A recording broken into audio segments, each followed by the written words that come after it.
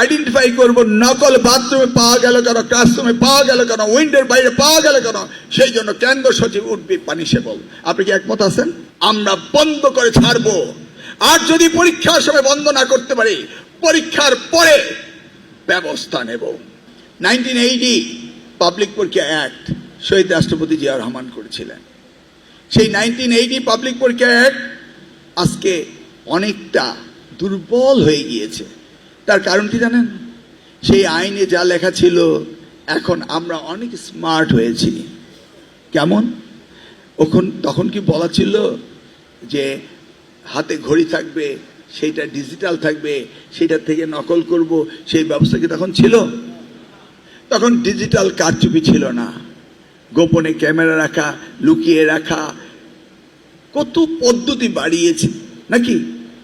এখন সেই জন্য 1980 অ্যাক্ট গতকালকে ক্যাবিনেট, পরশুদিন বৃহস্পতিবার দিন রাত্রি 8:30টার ক্যাবিনেট মিটিংয়ে সেটাকে আমি আবার পুনর্বিবেচনার জন্য উঠিয়েছিলাম এবং কিছুটা ত্রুটি হওয়ার কারণে এটা আবারও ক্যাবিনেট ডিভিশনে ফেরত পাঠানো হয়েছে। সেখানে আমরা 1980 পাবলিক পরীক্ষা অ্যাক্টে অনেকগুলো সংশোধন করেছি।